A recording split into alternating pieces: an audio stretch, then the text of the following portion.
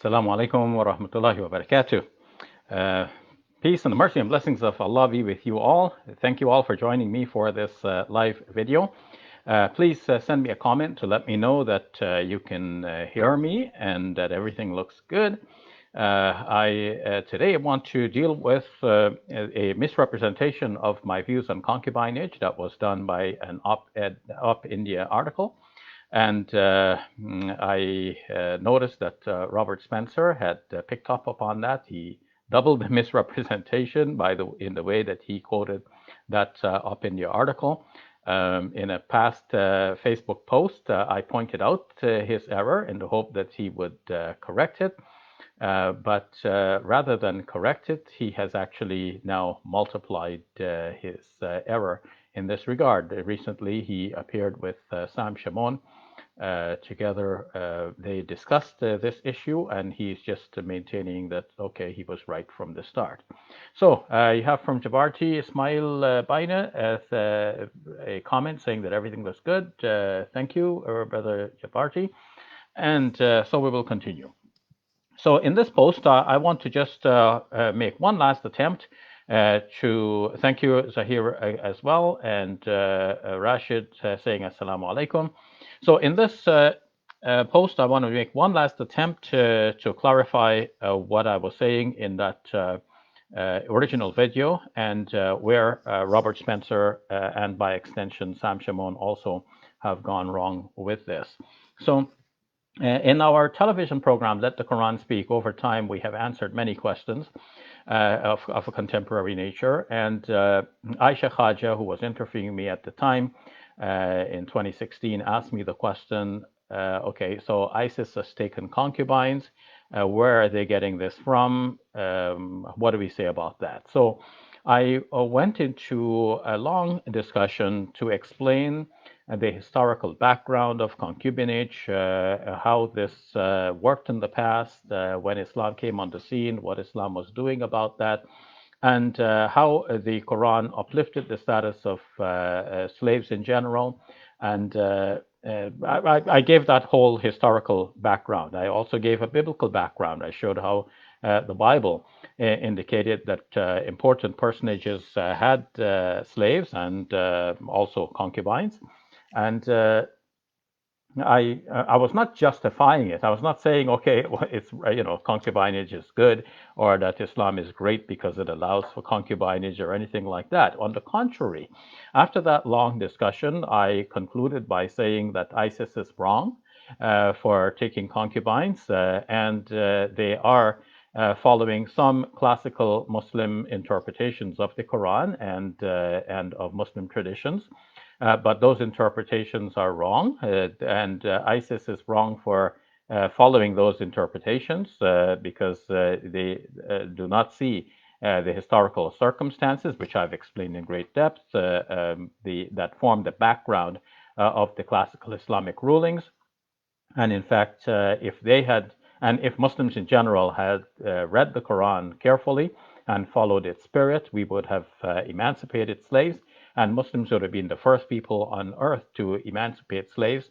But rather, to our shame, we were the last holdouts. One or two Muslim countries were the last holdouts that insisted that slavery is part of Islam and it needs to continue.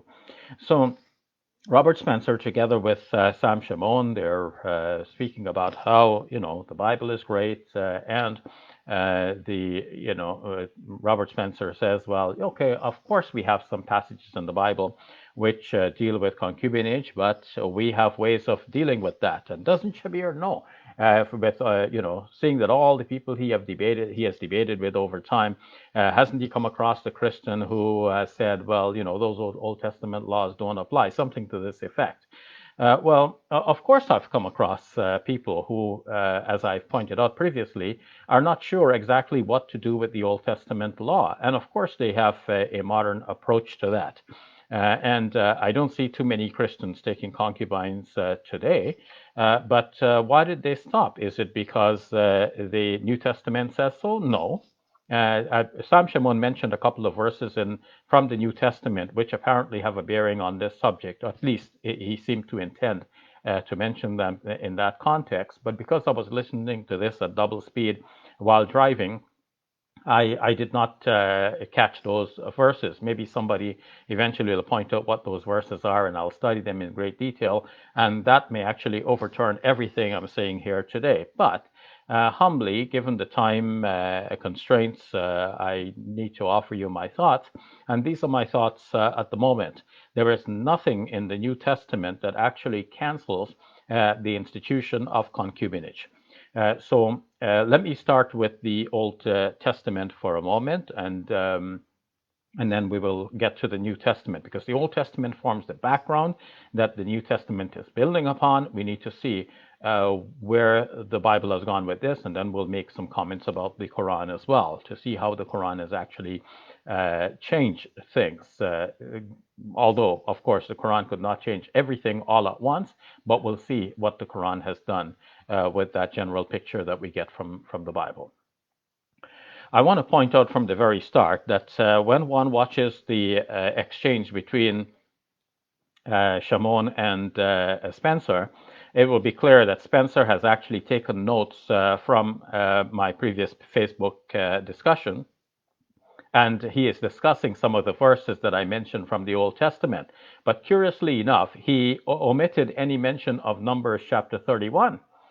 And it is a Numbers chapter 31 in which people took the greatest interest last time. So I'd like to share with you that passage again from Numbers chapter 31. So if you go to, let's say, Bible Hub, and I go to Numbers chapter 31, what we'll find there is that the discussion shows that Musa alayhi salam, Moses, was there with his followers. They're traveling through, and they come across the Moabite people. And the Israelite men had relations with the Moabite women. And this was thought to be appalling. And Moses then instructed them, and this was apparently he's following God's commandment, and he told them to slaughter the Moabite people, but to spare the girls who had not yet known a man. And in the end, how many people were saved? Well, these virgins, how many were saved for the Israelite men?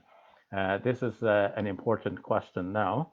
And so verse number 17 has it that Moses is telling them, now kill all the boys and kill every woman who has slept with a man, but save for yourselves every girl who has never slept with a man. And then in the end, the spoils were counted, what was collected at the end of this. So the plunder remaining from the spoils that the soldiers took was 675 sheep and so on. That's verse number 32. And it says in verse number 35, 32,000 women who had never slept with a man. So 32,000 women were kept for the Israelite men. Now, you realize that all of these 32,000 women who were kept, they had relatives who were killed in this massacre. They may have had, obviously, usually, father and mother. They could have had siblings, brothers. They could have had older sisters who already were married. And so all of those people were killed. So if we take the 35 who were saved, and we realize that for every girl who was saved, there were at least a couple of people, father and mother, who were killed, and probably more, maybe about 5 people. So you have to go 30,000 times 5 to know the number of people who were massacred at the command of Moses, who was acting upon divine revelation and instruction. And in the end, it's Moses who is said by Christians traditionally to be the author of this book of Numbers, which is part of the Torah. So I would have expected that Robert Spencer would deal with this, but he very cleverly omitted any mention of this.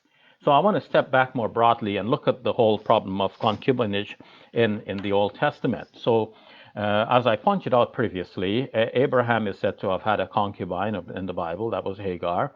And through Hagar, he had Ishmael, and Ishmael was said by God to be blessed as well. God said he will make him a great nation. And we find also that Jacob, the father of the Israelites, had um, two wives, Rachel and Leah, and who incidentally were sisters, something that the Quran prohibits. You cannot be married to two sisters at once, but Jacob was. And the two wives were competing with each other to have more children. And what was the way to get more children? One gave her slave girl to Jacob so that he could have children with her.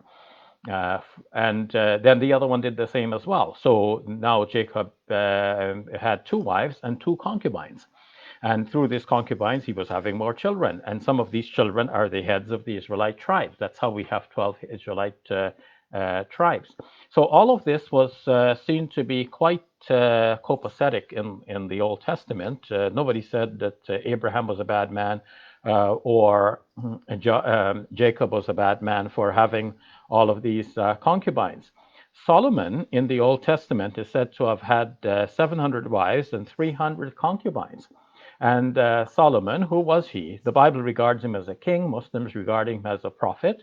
But saying that he was just a king in the Bible does not settle the issue, because we know that there are books of the Old Testament which traditionally Christians have said are written by Solomon. And to them, these are inspired books. And that means that Solomon was an inspired teacher from God.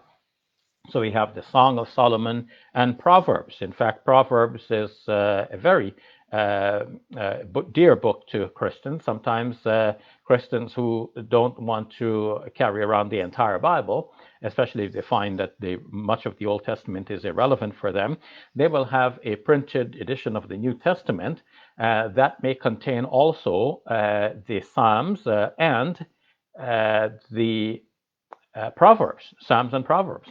So Proverbs said to be written by Solomon, who is obviously an inspired teacher according to traditional Christian doctrine, and he had 300 concubines. So one cannot say that the Old Testament gives against the practice of concubinage. Exodus chapter 7 even speaks about a man selling his daughter as a slave and what regulations follow after that. So the purchaser will take this woman and how to deal with her then. But naturally, the bottom line is that she is taken as a concubine for the man who purchased her. So to think that a man would sell his daughter as a slave, this obviously is foreign to our modern ears, but this was there in the Old Testament. Now Robert Spencer says, Shabir is talking about this, and he doesn't seem to realize that not only did Christians find a way to deal with this, but also that the Jewish people found a way to deal with this as well, especially Rabbinic Judaism finding a way to interpret these Old Testament passages. No, I'm not denying that. But the question that I would like to ask Robert Spencer is, why aren't you willing to give the same sort of leverage to Muslims? Why do you want to insist that Muslims have to carry on with the same interpretations which have been given before? Why couldn't Muslims have a new way of interpreting their classical tradition? If you can allow for Jews to reinterpret all of this and Christians to reinterpret all of this, so why not Muslims? So that shows his one-sidedness. And then he says, Shabir is trying to establish a kind of moral equivalency here. But I want to say, sorry, Mr. Spencer, I'm not trying to establish a moral equivalency. The two are not equivalent at all.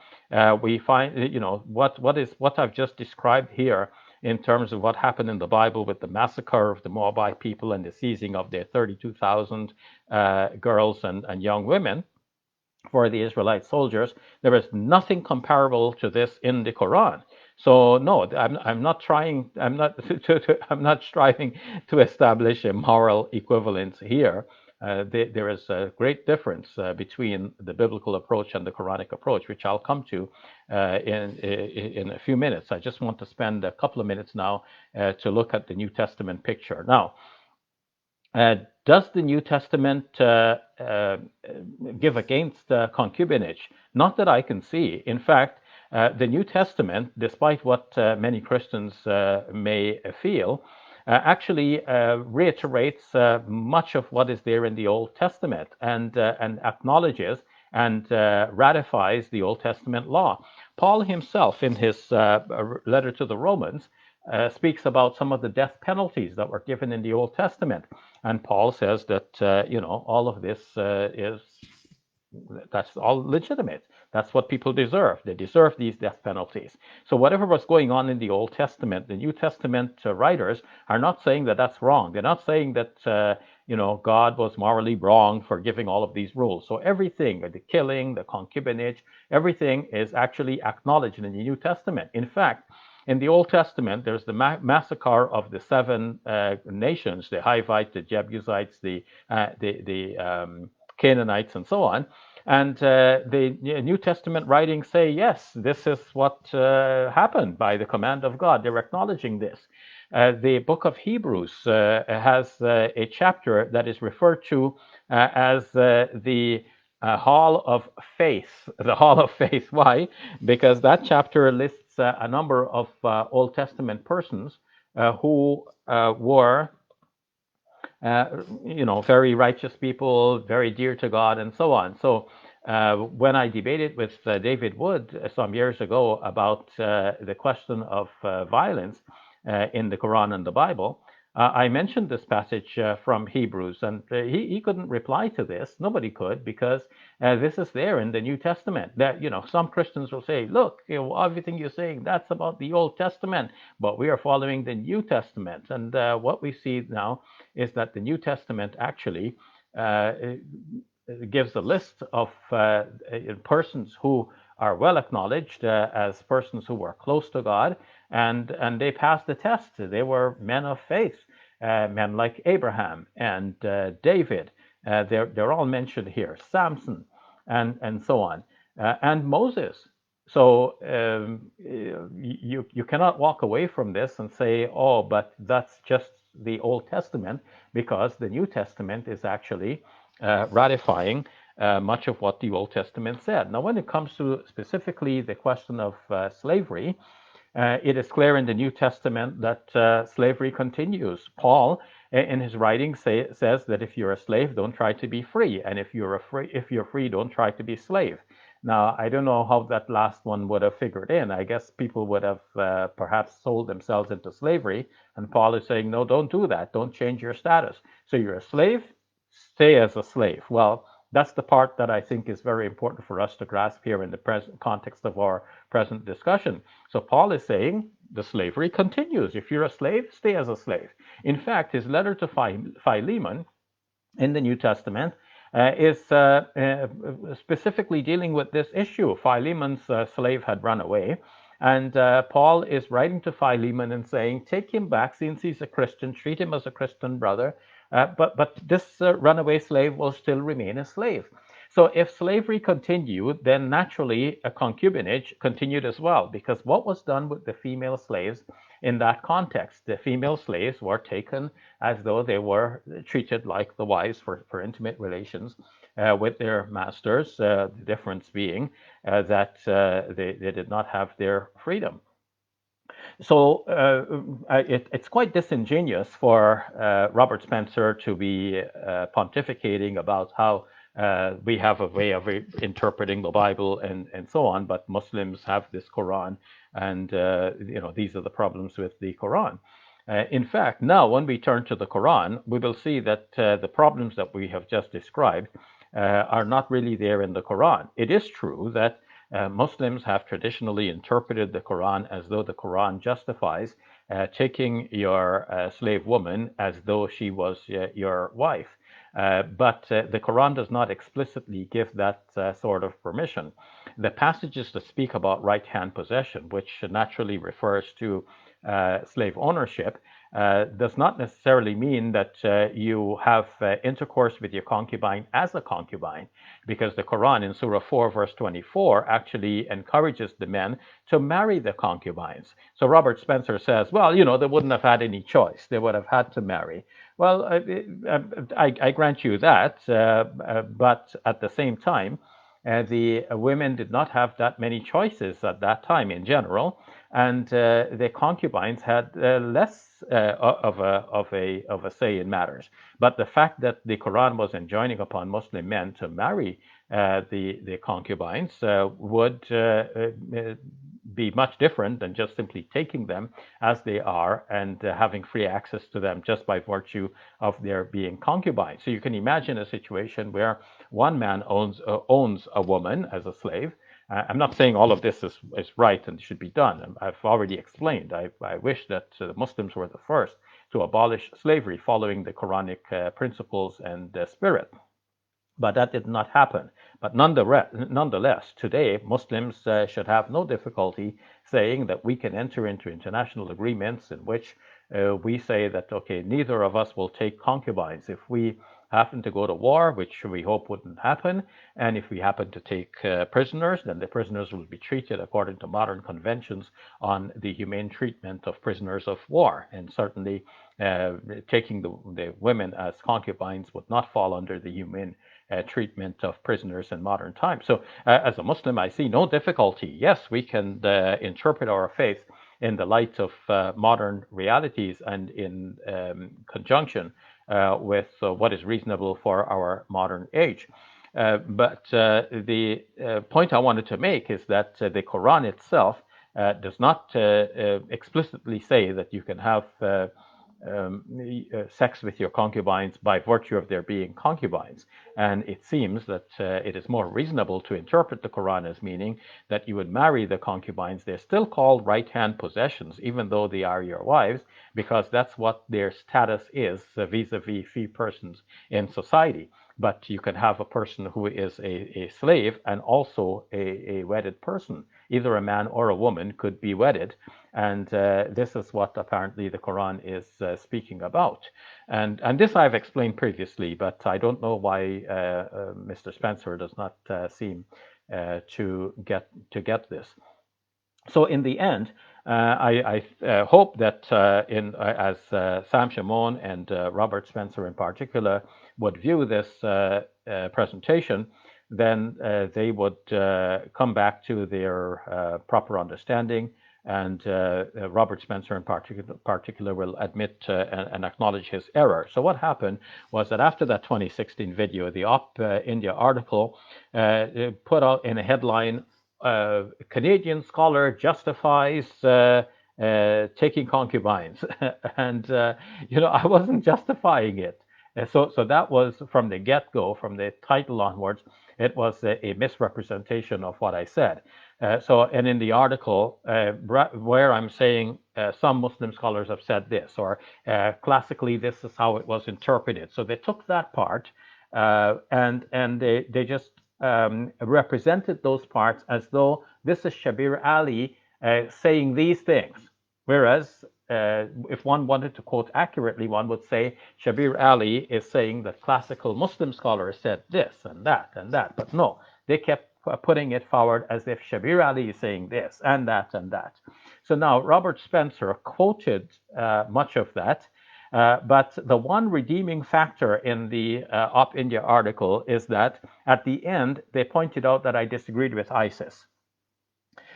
Which shows a kind of dichotomy in what they have presented. Because if I disagreed with ISIS, then why would I be agreeing with all of those interpretations? That didn't make any sense.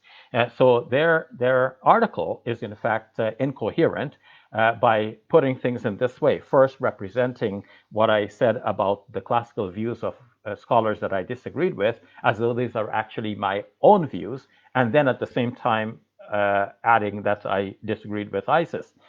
So there's a disconnect there. But what Robert Spencer did was that when he quoted the OpIndia article, he stopped right there, and not including the piece about my disagreeing with ISIS. Now, Robert Spencer is saying, of course, I didn't include that piece because I wasn't writing about ISIS. But what he failed to notice is that the whole discussion from which those quotations were taken is a discussion about ISIS, and ISIS is taking of concubines in our present times. And so the whole discussion was framed in that way. Here is the question: ISIS is taking concubines. What do you say about this? I say, well, ISIS is following some classical religious rulings, but those rulings are wrong. And here is how those rulings came to be. This was the historical situation. This is what the Quran said about the issue. This is what is mentioned in some hadith, which may not actually be authentic. And this is how these Quranic texts and hadiths were even misinterpreted. And this is how it was all put together. And the ruling was given that Muslim men could have concubines, and by virtue of owning a woman, they could actually sleep with her. But I disagree with all of that. So if anybody wanted to be fair, they had to quote correctly. Like, you can't take a person's words out of context and give it a meaning that clearly the person did not intend at the time of the utterance.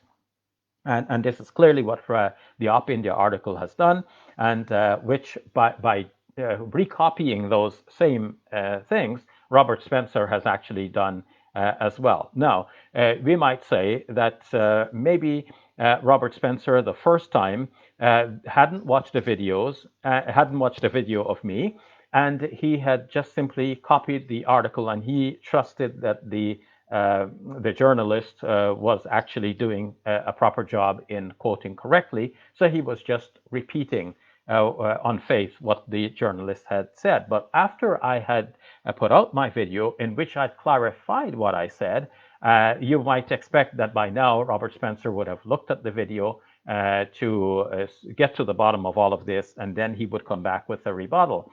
As it is, however, what he came back with shows either he didn't bother to watch the video again, which would be quite irresponsible, or he watched the video and he is still carrying on with the same error. So may Allah subhanahu wa ta'ala help us. I know that Christians out there are generally fair people, honest, and I trust that Robert Spencer will live up to that great expectation that we have of Christians, and he would do the right thing and own up to his error.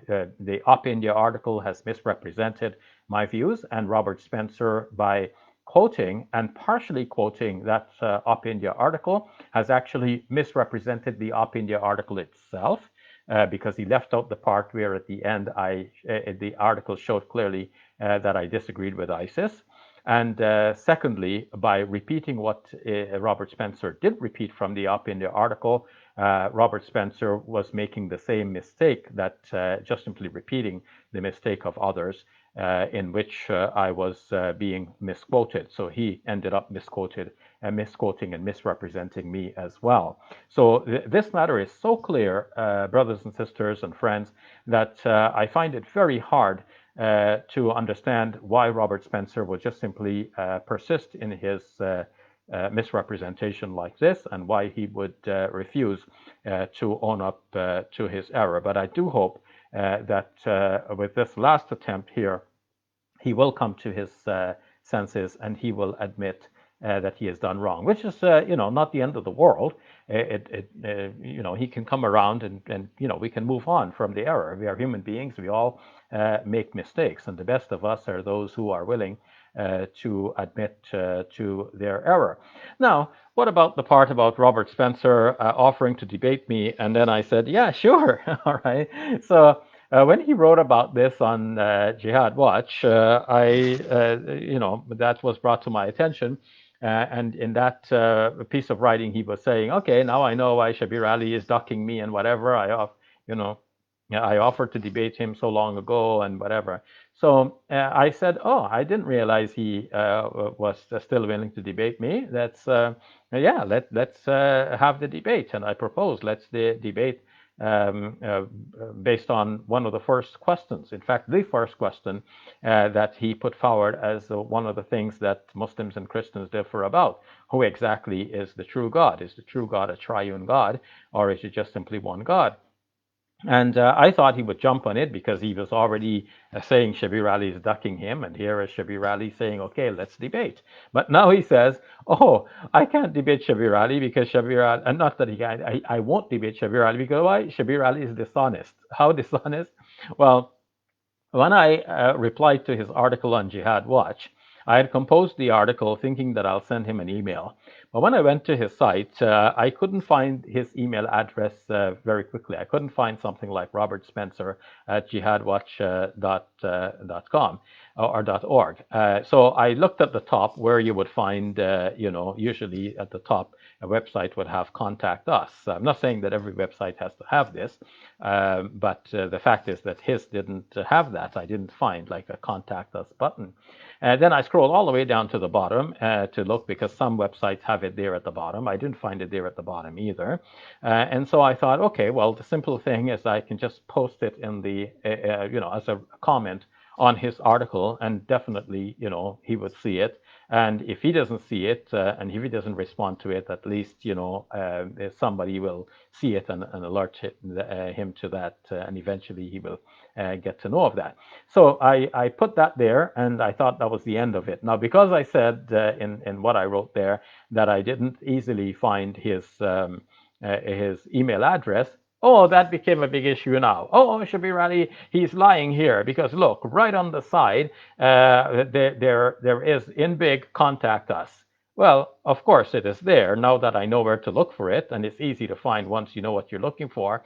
But to go look for that in the beginning means that I would have had to scroll through all of the articles and all of the ads on the side, box after box after box, and then eventually come to that one that says contact us. In fact, there was another one even before that that is much bigger and bolder that says donate to us or something to that effect. So the donate button was much bigger. The contact one is there, but it was not so easily found. At least I didn't find it. And I wasn't being dishonest by saying I didn't find it. I just didn't.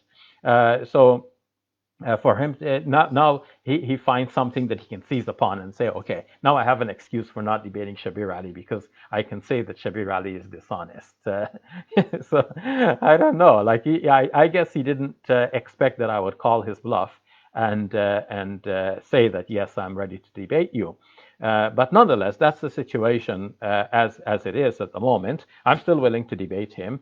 And now he's saying, oh, Shabir Ali should have known that I was willing to debate him because he's saying many years ago, it was so long ago that when he's describing this, even he is admitting that he can't remember all of the details.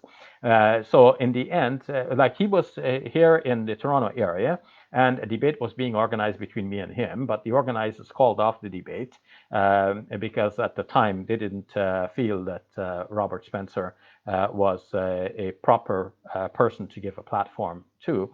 And so that debate was called off. And he's saying that when the organizers told him that the debate is called off, he told the organizers that he is still willing to debate Shabir Ali. And he cannot remember if he CC'd me on the email as well.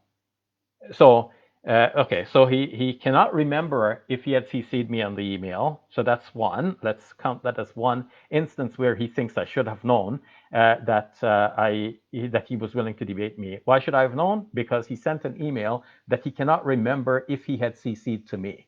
Okay, second instance, he debated with our brother Nadir Ahmed, and he mentioned to Nadir Ahmed that he would like to debate Shabir Ali. And Nadir Ahmed told him, yes, I will tell Shabir Ali. So that's a second instance where he, thinks that I should have known that he was willing to debate me. A third instance, he was having an online discussion with David Wood, and maybe that was video recorded and published. And in that discussion, he mentioned that he would like to debate Shabir Ali. So these three instances prove that I should have known that he wanted to debate me, and by my saying I didn't know that he wanted to debate me, and that means that I am being dishonest. Can you believe this? May Allah subhanahu wa ta'ala guide us all. So in any case, regardless of what was the history, I called his bluff. He said he indicated that he wants to debate, and I called his bluff and said, yes, okay, let's debate. And now he's giving an excuse as to why he cannot debate, or why he wouldn't debate me.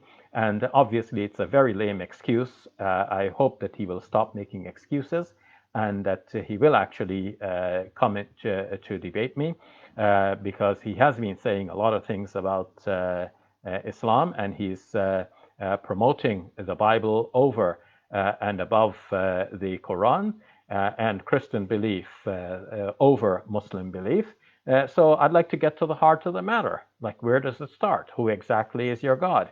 Is God one with no partners, as Muslims say, or is he a triune God, as Christians say? So let's debate that. And of course, it doesn't have to be the last debate.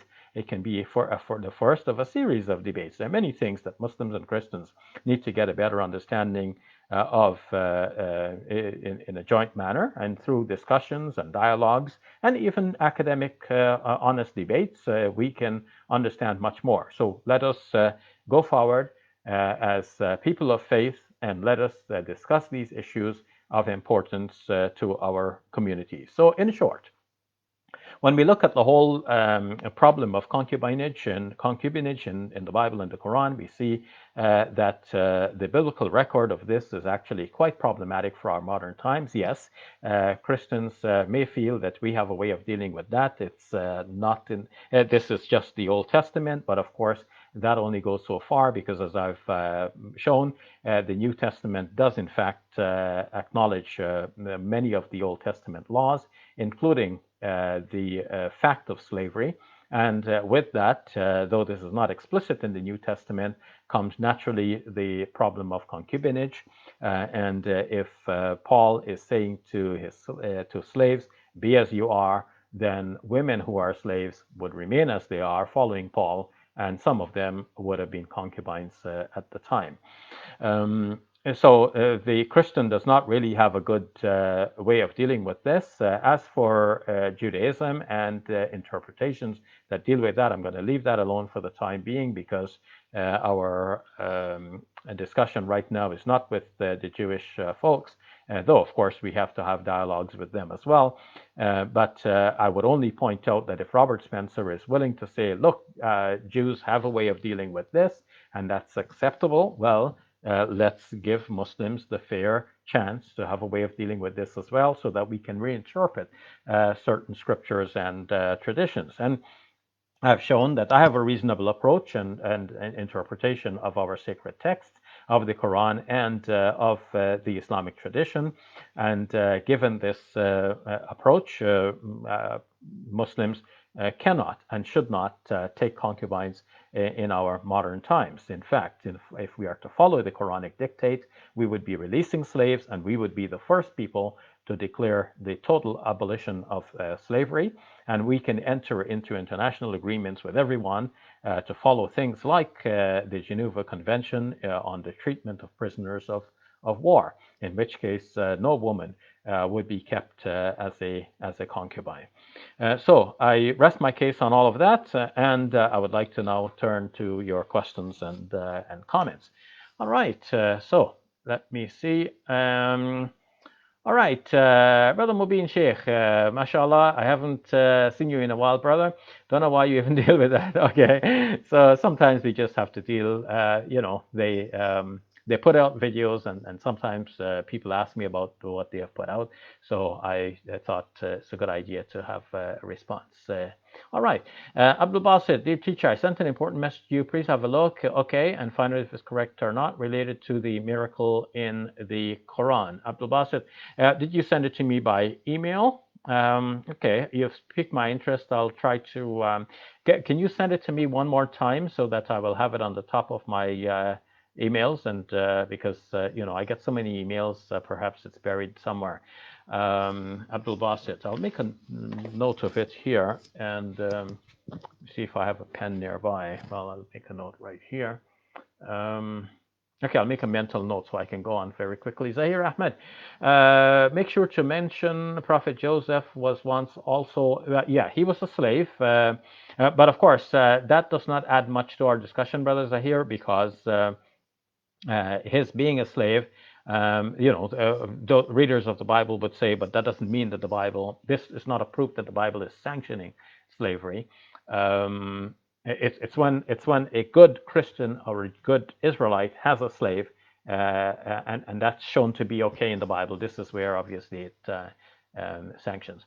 Okay, so Abdul Hafiz, you're saying something here about the OpIndia a site, which may help me to understand why why they did not even respond to me, because actually I sent out two emails to them.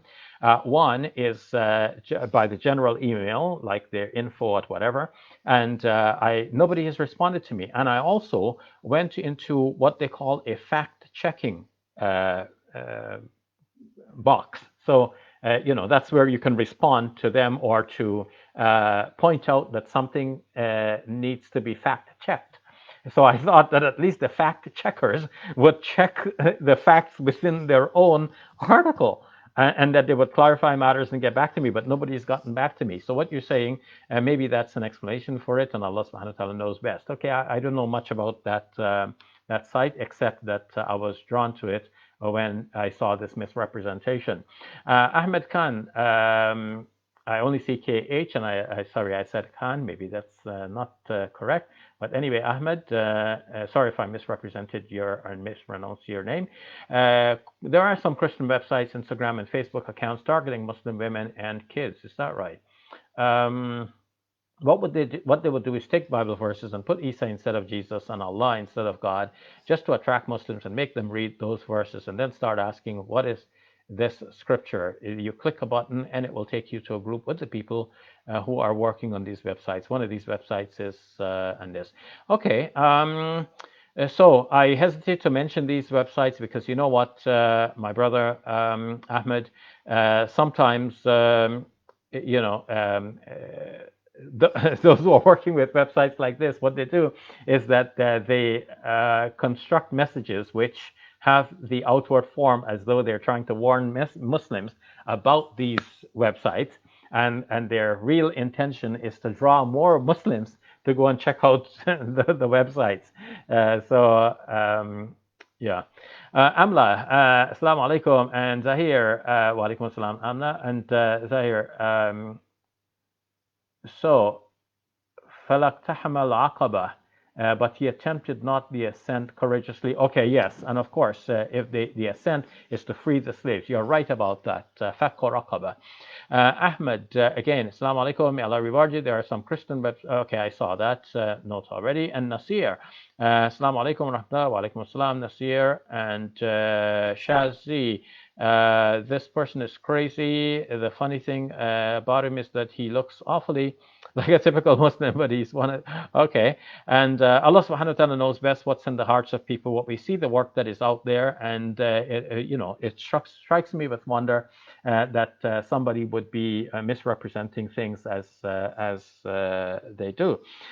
So we pray for Allah Subhanahu wa Taala's guidance to be with us and with all people. I pray that Allah Subhanahu wa Taala will protect all of you, save you all from COVID-19 and from every other sickness and disease and stress. I pray that Allah Subhanahu wa Taala will bring harmony between people of faith, and may Allah Subhanahu wa Taala make our world a peaceful one. We're all reading from shock when people do violent things in the name of their religion.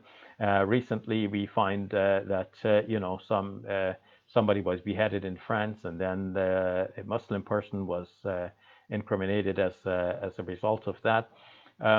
These are horrible actions, and Muslims should never do something like that. If somebody does that, that's a gross misrepresentation of our faith. Our faith does not teach us to respond in this way. At the same time, a lot of violence is committed by people regardless of religion. In the United States of America recently, as you know, there was a plot to kidnap the governor of Michigan. And the poor woman had done nothing to deserve this kind of treatment. And yet there was this plot, and many persons were involved. They were arrested. Some 13 persons, I believe, were arrested in connection with this. And we see their names and their faces in the papers and in the news items. And you know what is the interesting thing about this is that those news items were not made big. I was horrified to think that something like this is happening in the United States of America, and it doesn't become big news.